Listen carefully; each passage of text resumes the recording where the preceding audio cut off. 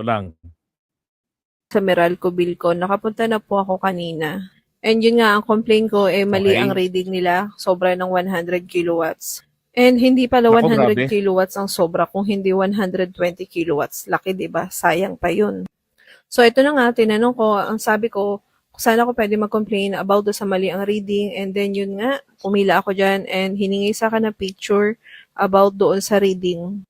And sa totoo lang, nalutang ako, sumakit ang ulo ko doon sa mga ini-explain ni ate, hindi ko masyadong magets. So, ang nakalagay doon, ang current reading ko daw ay 35814. So, hindi ko maintindihan kung saan nila nakuha yung 3.5 35814. 8.14. Kasi, Okay. ang nakalagay naman talaga doon, nung time na pinicturan ko yan, ay 35834. So, naguguluhan ako sa mga explanation niya na na-receive na pala nila yung reklamo namin sa CS nung time na Okay, ganito po, no? I-shortcut ko na lang yung kwento nito. Ang kanya hong bill ay hindi na malaya nila, no, napatungan. And this is actually common nowadays na nangyayari. Lalo na ho yung mga metro, no, na nasa taas ng poste katulad sa amin. No, marami diyan mga ganyan na ganito ho yung nangyayari. And it happened to my family nung ako po ay nasa college pa lamang. Mga way back 1999 yata yun, nangyari ito sa amin. So yung nangyari ho sa kanyang bill, sa kanyang kuryente, lumaki. Ang laki. So magiging babayaran niya kumbaga nasa 11,000 mahigit. So ngayon sinuri niya kasi kung kailan po sila nagtitipid, okay, kailan sila nagtitipid, doon po lumalaki yung kanilang bayaran. So ngayon, sabi sa kanila, kung may mga pictures pakita mo sa amin, ganun pinakita niya. Pati yung metro niya na digital, kung ilan yung actual na reading. So magkaiba po. No. Ngayon eto na. Akala niya 100 lang yung nadagdag na kilowatts. Parang 125 yata. Malaki yung naidagdag. May gitsandaan. Ngayon, dinisect nila ng Meralco, yung metro nila. Nakita po ng Meralco yung naidagdag po na malaki reading. Ngayon, may mga palipaliwanag pa kesyo ng nabasiyan sa historical data. Ang historical data, nangyari ho ito noong panahon ng pandemic. Naalala nyo? Wala hong lumalabas, bawal, no, for certain period of time. Pati pagre-reading ng tubig at ng kuryente ay ganun din. Walang nagre-reading, walang lumalabas. Pero nagkakaroon tayo ng monthly bills. Pero hindi nga lang obligado tayong magbayad agad doon, di ba? Kasi nga, ang hiningi ng dating Pangulong Duterte, huwag niyong puputulan at pwedeng huwag mo nang pagbayarin ang mga tao. So yung historical data, hindi nagre-reading, binabase na lamang po ng contractor nila kung ano yung reading ng previous months.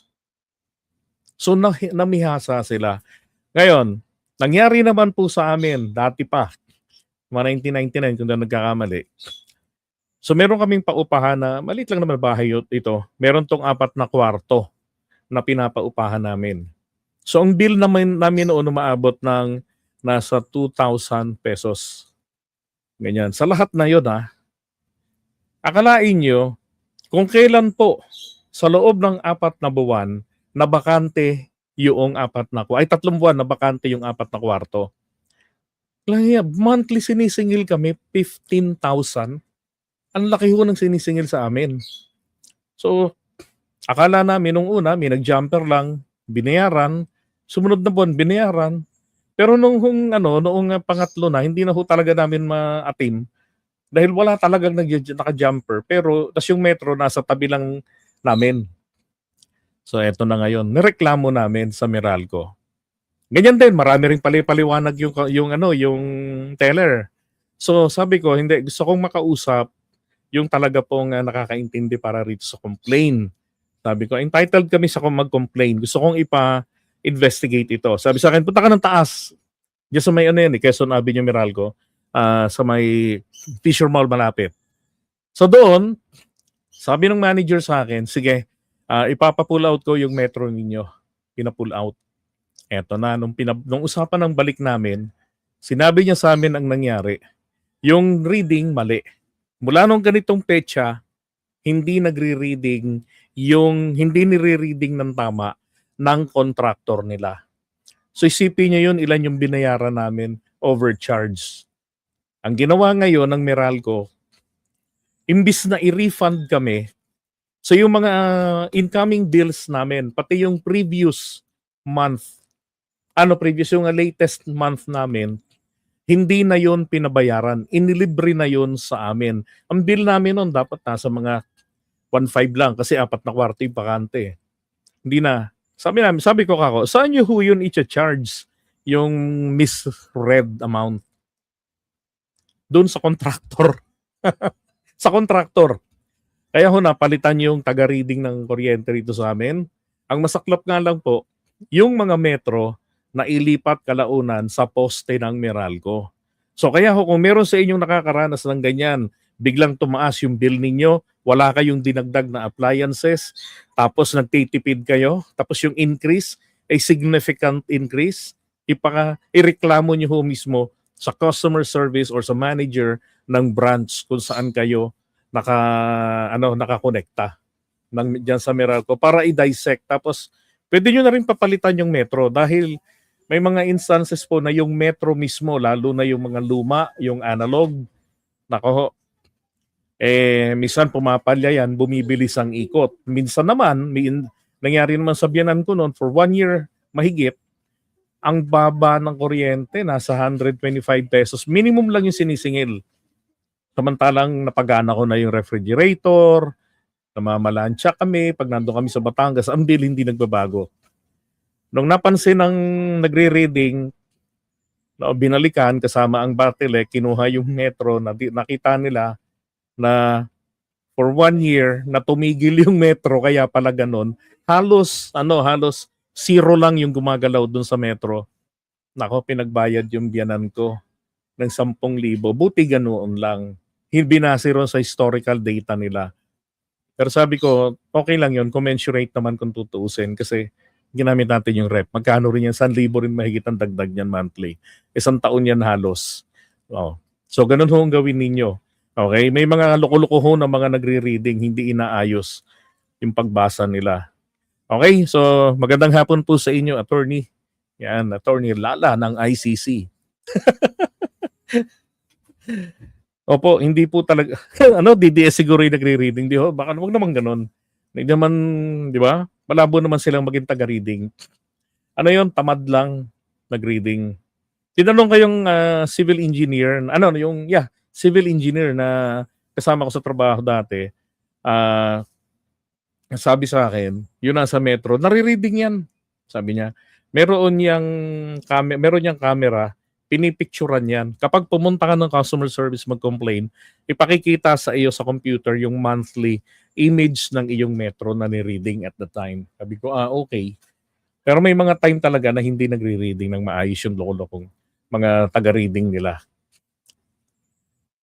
O kaya parang mahirap intindihin ng Meralco dahil po yung taga-reading hindi ho taga-Meralco. No. Sabihin natin pumaraan. Okay? Kaya na-disgrasya. Okay lang yung reading kung pababa eh. Ang problema, kung ang reading pataas masyado, yari ang buto-buto. Diba? Kawawa ang mga consumers. Ganun ang mangyari, di ba? Tulad nga nito, hindi ko alam kung saan nila nakuha yung 35814, 35834 ang reading. So, naguguluhan ako. So, sana, kagaya ko na nakikita niyo yung kontador ninyo, i-read ninyo. So, paano naman nga naman yung mga nasa poste, di ba? Kung sa pagre-reading lang ba talaga nagkakamali, ang hirap, di ba? So, paano kung wala akong picture, wala akong ebidensya, ano to, babayaran ko na lang, di ba? Kung sa 8,000 pa nga lang, nagko-complain na kami, ayaw nilang i-accept. Kasi nga daw, nagtataas daw ang bill. So ngayon nag-11,000, buti na picturean ko, nakapag-complain kami. Sobra sila ng 120 kilowatts. Paano?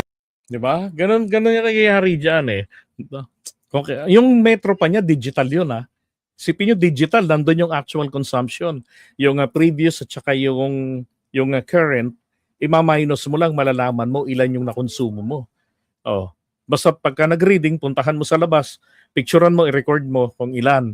Next month na mag-reading, do the same thing. Para alam mo na, just do the math. Alam mo na kung ano yung gaano kalaki yung nakonsumo mo per kilowatts. 'Di ba? Ay nako, kaya lang may mga tanong talaga, mga loko-loko ng mga tao na hindi ginagawa ng maayos yung trabaho nila. Sabi, ang ganda dito sa Hong Kong, digital na. Oh, alam mo, may mga digital din dito sa Pilipinas. Yung sa kanyang method, digital eh. Anyway, iwan na ho muna natin